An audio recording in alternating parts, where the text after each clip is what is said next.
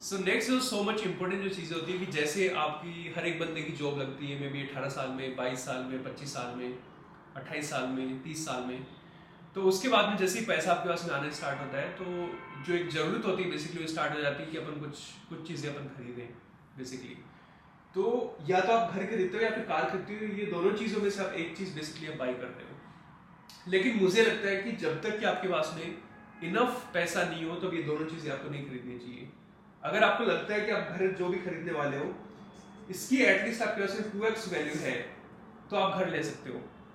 Car है खरीदना, आप कार भी कभी भी आप खरीद सकते हो। लेकिन कौन से ऐसे फैक्टर हैं जो आपको डिसाइड कराएंगे कि आपको घर लेना चाहिए या फिर आपको कार लेना चाहिए। तो सबसे पहले अगर आपका पेरेंटल हाउस है, तो आपको घर लेने की नेसेसिटी है वो एकदम से आपकी जीरो हो जाती है कि आपको घर की आवश्यकता नहीं है यहाँ पर। तो यहाँ पर बेसिकली आप अपनी लग्जरी के अंदर एड ऑन कर सकते हो। जो भी आपकी फेवरेट बाइक है, फेवरेट कार है, फेवरेट साइकिल है, वो सारी एसेसरीज आप खरीद सकते हो।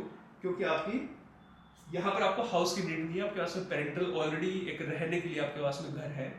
तो आप बेसिकली जो भी कार है, गाड़ी है, वो आप ले सकते हो। लेकिन अगर आपको कार गाड़ी लेनी है, तो यहाँ पर बहुत सारी टर्म्स एंड कंडीशंस होती हैं कि आप कितने तक की आप कार गाड़ी लो, कितने तक की आप कार गाड़ी या ले सकते हो। तो इसमें एक सिंपल जो फॉर्मूला है जो मैं बिलीव करता हूँ कि आपकी अगर आप कोई भी कार या गाड़ी अगर आप जो भी खरीदते हो, तो आपकी जो वर्थ है उसकी 4x होनी चाहिए। अगर आपकी 4x है तो आप वो गाड़ी ले सकते हो, अगर नहीं है तो मत लो। लेकिन फिर भी बहुत सारे सर्कमस्टेंसेज होते हैं कि आपको ईएमआई पे गाड़ी आपको लेनी पड़ सकती है। सो आप जो आपकी जो टोटल इनकम है उसका 10% बेसिकली आप ईएमआई पे आप फुलफिलमेंट कर सकते हो। क्योंकि आपको लाइफ जीने के लिए 30% आपने यहाँ एक्सपेंस कर दिया, 20% आपने यहाँ पे सेविंग के अंदर डाल दिया, कुछ आपने इमरजेंसी फंड रखा, तो आपके से पैसा बहुत कम बचेगा। तो जितनी भी आपकी इनकम आ रही है उसका 10% की बेसिकली आप ईएमआई स्टार्ट करा के आप ये बेसिकली कार ले सकते हो। लेकिन अगर आप कंफ्यूज हो कि आपके पास में पेरेंटल होम भी नहीं है और आपके पास में कार भी नहीं है, तो आपको क्या करना चाहिए। तो सबसे पहले आपको घर पे फोकस करना चाहिए।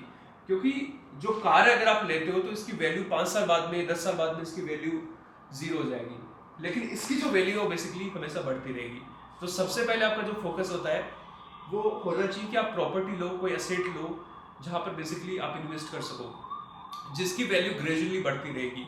अगर बढ़ेगी तभी अगर आप उस सही लोकेशन पे, सही टाइमिंग पे, बहुत सारी जो भी फैक्टर्स है बेसिकली हाउस लेने के कितने फैक्टर्स है वो आप किसी ब्रोकर से मिलके जानकारी प्राप्त कर सकते हो। तो इन सारी चीज़ों को आपको फोकस रखना है। अगर आपने सही जगह पे अपना सही प्रॉपर्टी नहीं ली है, तो हो सकता है कि उसकी वैल्यू कम भी हो सकती है।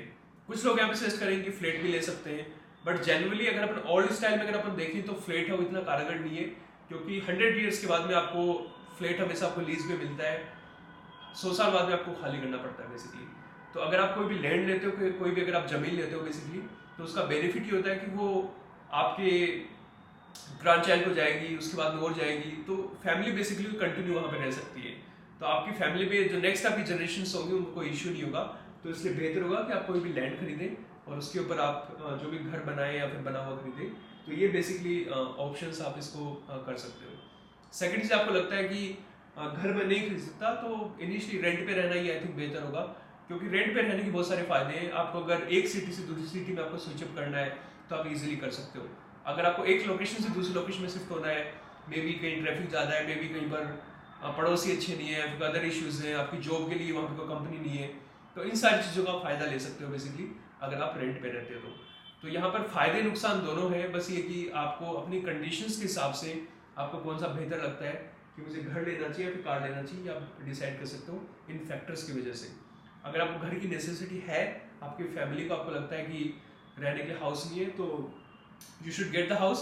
Otherwise you can be able to get your dream bike, dream cycle or dream car, anything you want.